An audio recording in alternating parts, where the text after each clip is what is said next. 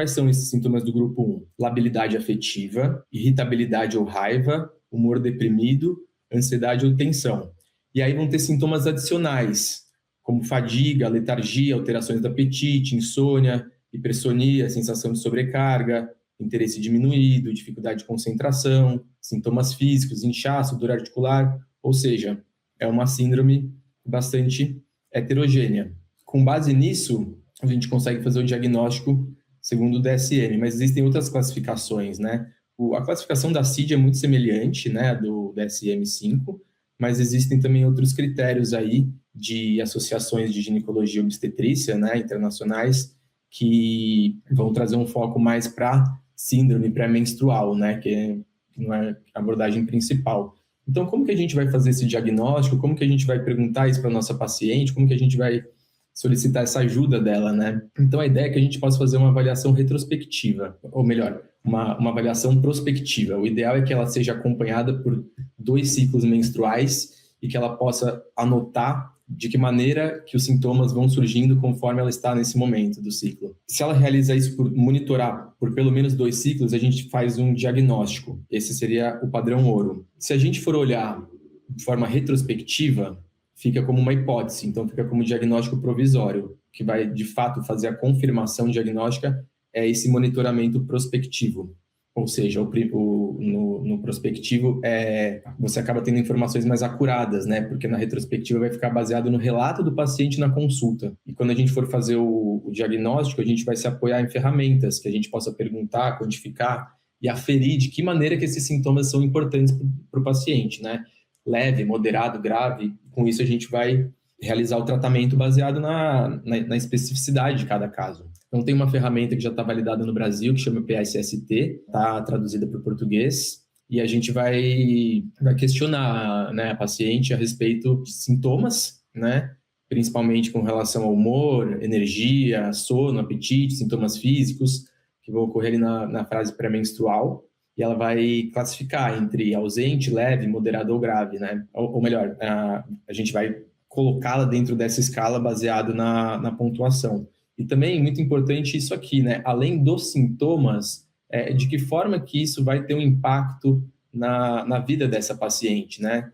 Qual que é o impacto? Então, tem um prejuízo ali na produtividade, tem um prejuízo nas relações familiares, né? De trabalho, vida social, na responsabilidade, quer dizer, qual que é o impacto, né? Isso atrapalha no seu dia a dia, gera conflitos interpessoais, ou te atrapalha no sentido de sintomas mais depressivos, de cansaço, anedonia, hipersonia, né? Então vai depender muito da sintomatologia e do impacto, né?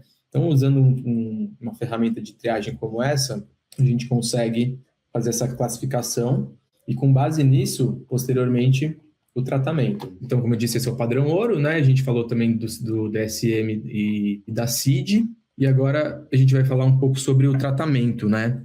O tratamento dessa condição que gera bastante sofrimento, está ligado à suicidalidade, né? Tá ligado a prejuízo funcional, como eu disse.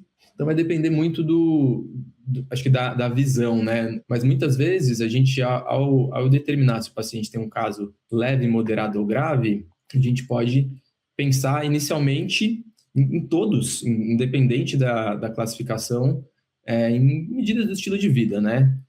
Sabe-se que tanto para síndrome pré-menstrual quanto para transtorno disfórico pré-menstrual, medidas de estilo de vida parecem muito úteis. Então, a prática de atividade física, de exercícios de relaxamento são importantíssimos, mas se houver um impacto mais importante, a gente pode lançar mão de farmacoterapia. E parece que os resultados são muito interessantes, tanto para a linha hormonal quanto para a linha de psicotrópico.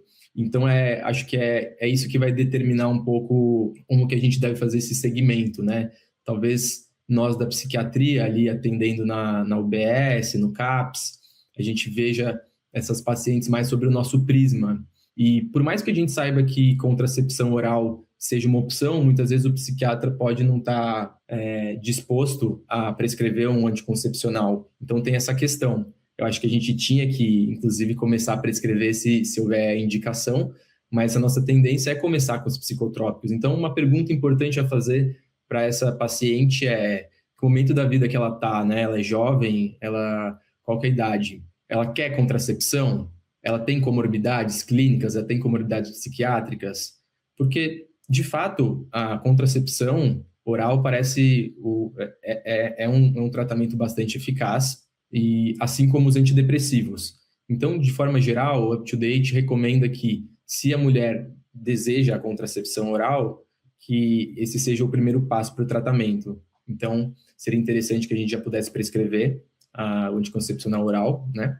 Entretanto, se ela não quiser fazer esse uso do anticoncepcional, a gente pode partir para a linha de psicotrópicos, que são predominantemente os inibidores da recaptação da serotonina, e especialmente falando da sertralina, do estalopram, da paroxetina, que costumam ter resultados interessantes. E evidentemente que a gente vai considerar também as comorbidades, né? Essas pacientes podem ter comorbidades psiquiátricas, como outros transtornos de humor. Nesse sentido, obviamente, o uso de psicotrópicos, de antidepressivos vai ser necessário, transtornos de ansiedade, etc. Transtorno por uso de substância também é uma comorbidade bastante frequente, histórico de uso de álcool. Então, a escolha do antidepressivo vai depender também da comorbidade. E aí a gente pode seguir basicamente ali em 2 caminhos, né? Então, é o caminho da contracepção ou o caminho do antidepressivo.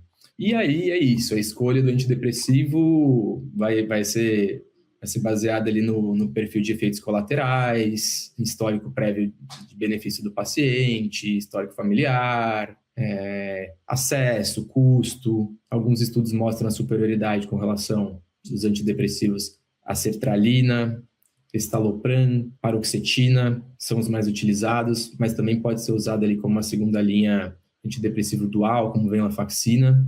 E o regime de tratamento, isso tem bastante discussão, mas é possível fazer de forma contínua ou intermitente, ou seja, ou a paciente toma ali um serotoninérgico, né, à medida que de forma contínua, ou seja, todos os dias, ou ela pode tomar em regimes que a gente chama de regimes regimes intermitentes, desculpa. Então, é possível, a depender da paciente, que você, se ela tiver uma dificuldade de adesão ao tratamento, se ela tiver muito efeito colateral com antidepressivo, se ela não estiver tolerando, mas ela tem uma resposta positiva, pode-se tentar, ao invés de fazer o uso contínuo, você usar 15 dias antes, né, do período pré-menstrual, ali no início da fase lútea, ou uma semana antes, em doses mais baixas. Então, é completamente possível fazer das duas formas, e tanto de forma contínua quanto intermitente.